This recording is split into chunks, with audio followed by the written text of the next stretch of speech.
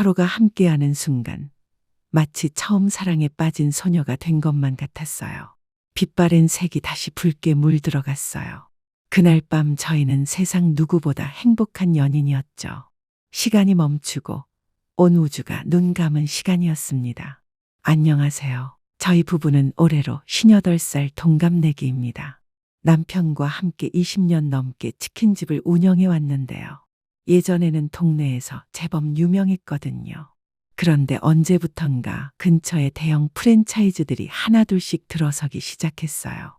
처음에는 우리는 우리만의 맛이 있으니까 괜찮을 거야 했는데 현실은 달랐죠. 여보, 오늘도 장사 안 됐네. 남편이 매일 한숨만 쉬었어요. 하루 종일 기름 냄새 맡으며 일해도 겨우 월세만 내는 수준이 되어버렸거든요. 이제 우리 시대는 지났나 봐. 그 말을 들을 때마다 마음이 아팠어요. 우리가 평생 해온 일인데 이렇게 끝나는 건가 싶어서요. 그런 와중에 아들이 결혼한다고 했어요. 엄마, 예비 며느리 소개해 드릴게요. 좋은 아이더라고요. 부모 입장에서는 기쁜 일이지만 솔직히 걱정이 더 컸어요. 요즘 결혼하는데 돈이 얼마나 많이 드는지 알잖아요. 예비 며느리 부모님은 공무원 부부라서 안정적이었어요. 저희는 치킨집 하는 사람들이고 게다가 요즘 장사까지 안 되니까 자꾸 주눅이 들더라고요. 우진아, 엄마가 뭘 해줄 수 있을까? 밤잠을 못 이뤘어요. 치킨집 수입으로는 우진이 결혼 비용을 감당하기 어려웠거든요. 어느 날 문득 생각이 났어요. 나도 뭔가 일을 해봐야겠다. 보험 설계사라는 직업을 알아봤어요. 나이 제한도 크게 없고 성실하게 하면 수입도 괜찮다고 하더라고요. 여보, 나 보험일 해볼까? 이 나이에 무슨 영업이야? 사람들이 우리 같은 나이 든 사람한테 보험을 사겠어? 남편은 반대했지만 저는 마음이 정해져 있었어요. 한번 해볼게. 안 되면 그만두면 되잖아. 결국 남편을 설득했어요. 면접에서 58세에 왜 이 일을 시작하려고 하시나요? 라는 질문을 받았을 때 아들 결혼을 앞두고 있는데 경제적으로 도움이 되고 싶어서요라고 솔직하게 답했어요. 다행히 합격했고요. 첫 출근 날 정장을 차려입고 보니까 새로운 제가 된 것 같아서 설레었어요. 58년 살면서 이런 사무직 일은 처음이었거든요. 하지만 현실은 만만치 않았습니다. 보험 상품이 이렇게 복잡한 줄 몰랐어요. 젊은 동료들은 컴퓨터도 잘 다루고 용어도 금방 외우는데 저는 따라가기가 힘들었어요. 본격적인 영업을 시작했는데 정말 쉽지 않았어요. 첫 고객 방문부터 문전박대를 당했어요. 한 달이 지나도 계약 하나 못 따냈어요. 팀장님이 신혜경 설계사님, 좀 더 적극적으로 하셔야 해요라고 하시는데 마음만 급했어요. 집에 와서 남편에게 하소연하면 그럴 줄 알았어. 그만두고 치킨집이나 같이 하자고 하는데 그 말이 더 속상했어요. 역시 우리 나이에는 무리였나? 포기하고 싶었어요. 그런데 그때 한 가지 깨달은 게 있었어요. 젊은 동료들과 똑같이 하려고 하니까 안 되는 거더라고요. 저는 저만의 방식을 찾아야겠다는 생각이 들었어요. 그래서 좀 더 인간적으로 진정성 있게 접근해 보기로 했습니다. 그것이 제 인생을 바꾼 첫 번째 결정이었습니다. 어느 날 60대 호라비 고객분을 방문했는데 그분 댁에 들어가자마자 마음이 짠했습니다. 집안이 정말 을씨년스러웠거든요. 설거지도 안 된 그릇들이 쌓여 있고 빨래도 널브러져 있고 혼자 사시는 게 한눈에 보였어요. 사실 보험보다는 혼자 있는 게 더 무서워요. 아프면 누가 알겠어요? 죽어도 며칠은 모를 거예요. 그분이 쓸쓸하게 웃으시는 모습을 보니까 눈물이 날 것 같았습니다. 혼자 사니까 아픈 것도 무서우시겠어요. 정말 힘드시겠어요. 저도 모르게 그렇게 말했어요. 그때 문득 생각이 났어요. 며칠 전에 만났던 60대 홀몸 여성 고객분 말이에요. 그분도 비슷한 얘기를 하셨거든요. 혹시 좋은 분 소개해 드릴까요? 자연스럽게 그 말이 나왔어요. 정말요? 그런 분이 계세요? 그분이 눈을 반짝이시더라고요. 두 분을 카페에서 만나게 해드렸어요. 커피 한 잔 마시러 나가신 게 3시간이 넘게 걸렸다고 하더라고요. 애경 씨 덕분에 정말 좋은 분 만났어요. 오랜만에 마음이 편해졌어요. 두 분 다 저에게 연락이 왔어요. 그리고 보험도 애경 씨께서 추천하시는 걸로 들어볼게요라고 하셨어요. 한 달 만에 제 첫 계약이 성사된 거였어요. 그것도 2건이나요. 집에 와서 남편에게 자랑했어요. 여보, 나 드디어 계약했어. 그래? 잘했네. 남편도 기뻐해줬어요. 오랜만에 기분이 좋았어요. 그 두 분이 주변에 소문을 내주셨나 봐요. 며칠 뒤부터 비슷한 또래분들이 저에게 연락을 주기 시작했어요. 애경 씨가 좋은 분 소개해 준다면서요. 정말 신기했어요. 외로운 중년분들이 이렇게 많은 줄 몰랐거든요. 특히 홀로 사시는 분들은 정말 간절히 하셨어요. 평생 혼자 살 수는 없잖아요. 남은 인생이라도 좋은 사람과 함께 보내고 싶어요. 저도 마음이 움직였어요. 그래서 진짜 좋은 분들끼리 소개해드리자는 마음으로 시작했어요. 보험은 부차적인 거였어요. 한 달에 서너 커플씩 소개해드렸는데 대부분 좋은 결과가 나왔어요. 그리고 고마워하시면서 보험에도 가입해 주셨고요. 3개월이 지나니까 제 실적이 회사에서 상위권이 되었습니다. 황혼 연애 전문 설계사라는 별명까지 생겼어요. 동료들이 애경 언니 비결이 뭐예요? 라고 물어보더라고요. 저는 별다른 비결은 없었어요. 그냥 진정성 있게 고객분들을 대했을 뿐이에요. 수입도 많이 늘었어요. 아들 결혼 비용은 충분히 마련할 수 있을 정도가 되었어요. 치킨집 적자도 메울 수 있었고요. 당신이 이렇게 돈을 잘 벌 줄 몰랐네. 남편이 신기해했어요. 58배. 이런 성공을 맛보게 될 줄은 정말 몰랐어요. 성공하고 나니까 자신감이 생겼어요. 역시 나도 할 수 있는 사람이었구나. 20년 넘게 치킨집에서만 일하다가 처음으로 제 능력을 인정받는 기분이었어요. 성공하고 나니까 더 큰 욕심이 생겼어요. 이 정도로 만족하지 말고 더 잘해보자. 아들 결혼 비용은 마련했지만 더 많이 벌면 더 많이 도움을 줄 수 있잖아요. 그래서 고객층을 더 넓혀보려고 했어요. 지금까지는 정말 외로운 홀몸 분들만 소개해드렸는데 다른 분들도 새로운 만남을 원하시지 않을까 하는 생각이 들었어요. 어느 날 40대 기혼 남성 고객이 저에게 물어보더라고요. 애경 씨, 제가 듣기로는 좋은 분들 소개도 해주신다면서요. 요즘 집에서만 있으니까 답답해서 친구라도 만들고 싶어요.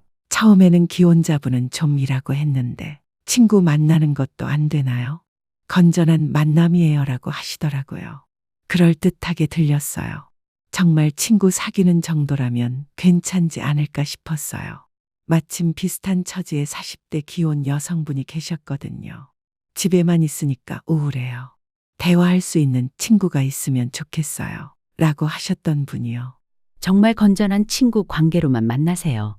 신신당부하면서 소개해드렸어요. 기혼자분들을 소개해드린 후로 더 많은 문의가 들어왔어요. 부부 생활이 무료해진 분들께 활력을 드리는 거예요. 저 스스로 그렇게 정당화했어요. 처음에는 정말 건전한 친구 관계라고 생각했거든요. 하지만 점점 이상한 신호들이 보이기 시작했어요. 소개해드린 분들이 자주 만나시더라고요. 그리고 보험료도 더 비싼 상품으로 바꿔주시고 가족들 보험까지 맡겨주시더라고요. 수수료가 엄청 늘어났어요. 어느 날 그 40대 남성분이 저에게 말하더라고요. 애경 씨 덕분에 인생이 바뀌었어요. 이런 기쁨이 있는 줄 몰랐어요. 그분의 표정을 보니까 이건 단순한 친구 관계가 아니구나 싶었어요. 하지만 뭐라고 말할 수도 없었어요.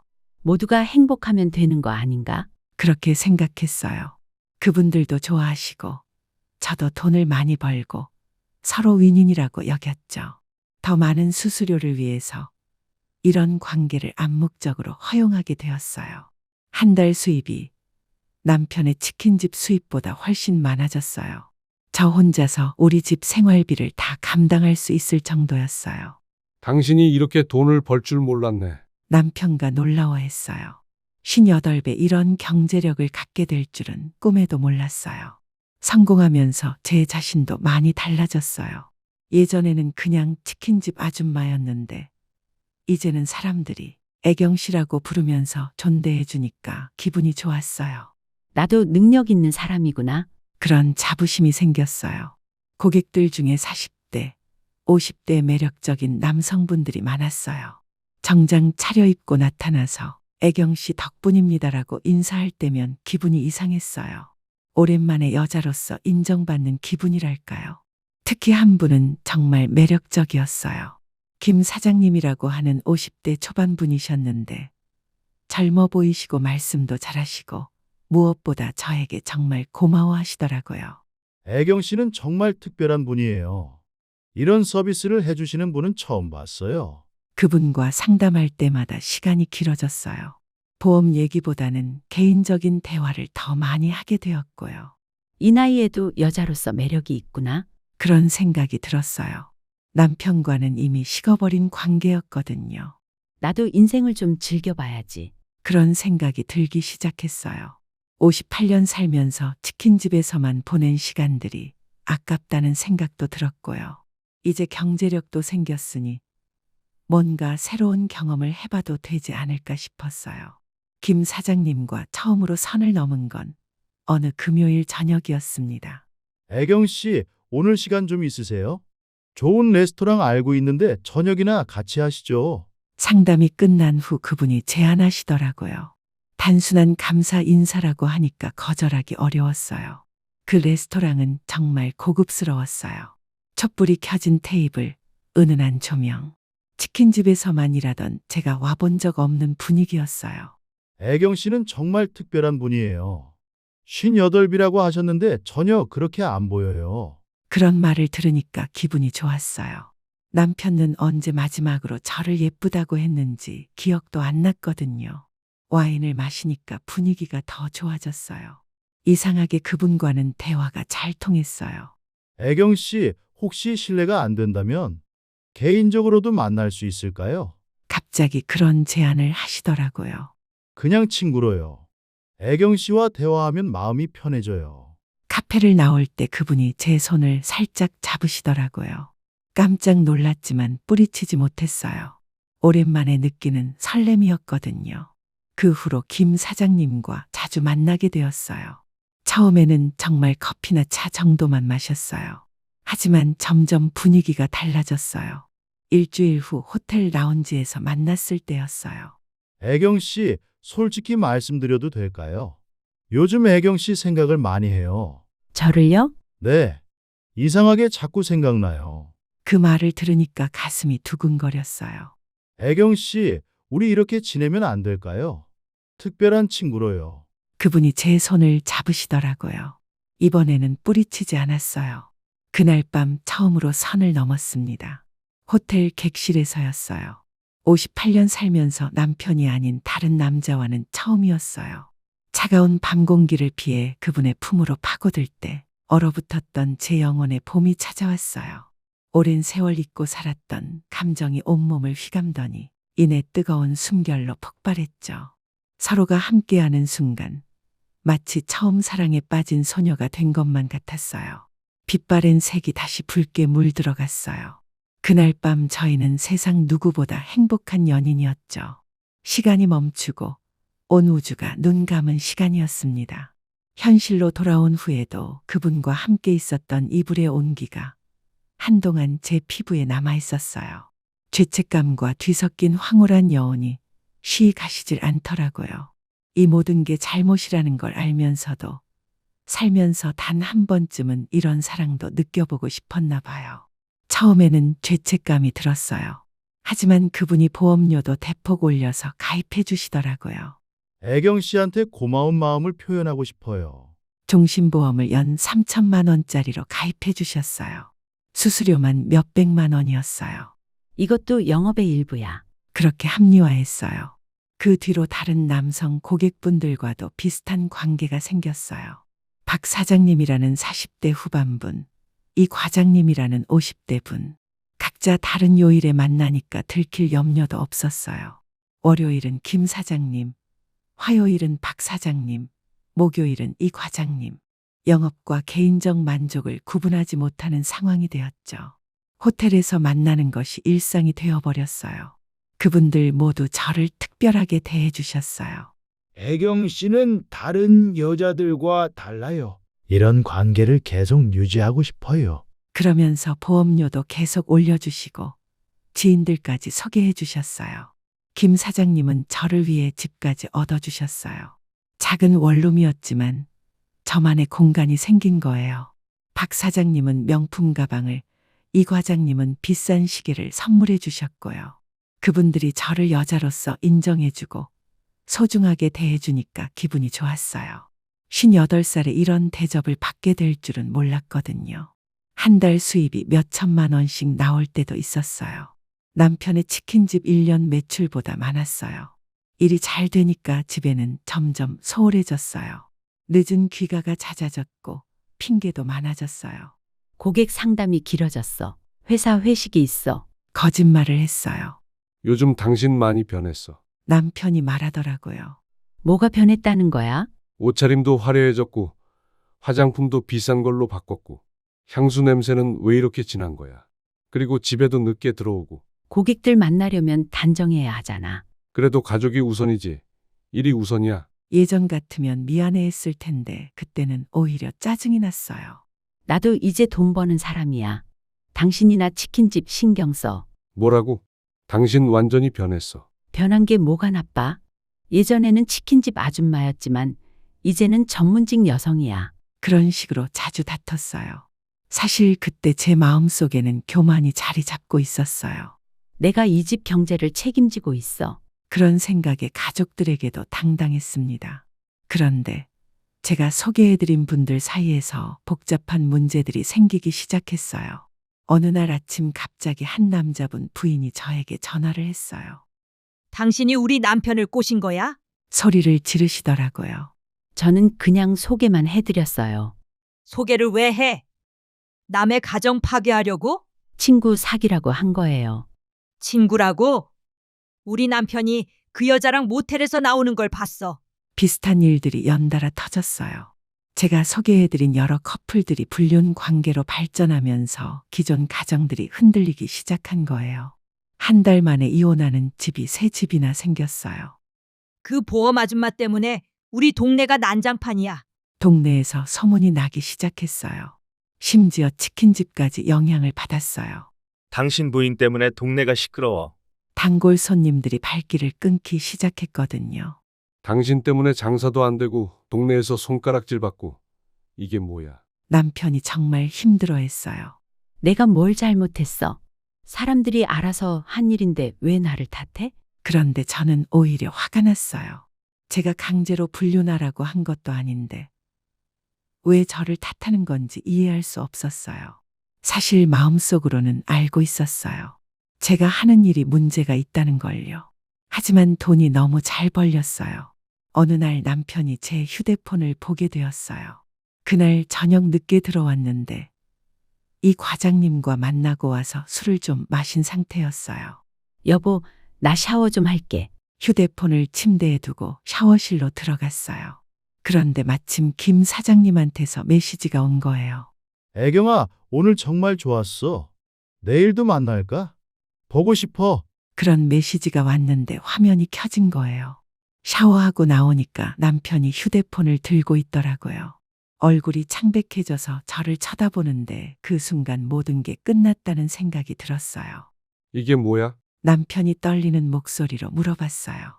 휴대폰에는 여러 남성들과의 적나라한 대화들이 있었어요. 만남 약속, 사랑한다는 말들, 심지어 사진까지. 아무리 믿을 사람 없다지만 너가 이럴 줄이야. 남편이 주저앉더라고요. 몇 명이야? 도대체 몇 명과 이런 짓을 한 거야? 변명할 여지가 없었어요. 증거가 너무 확실했거든요.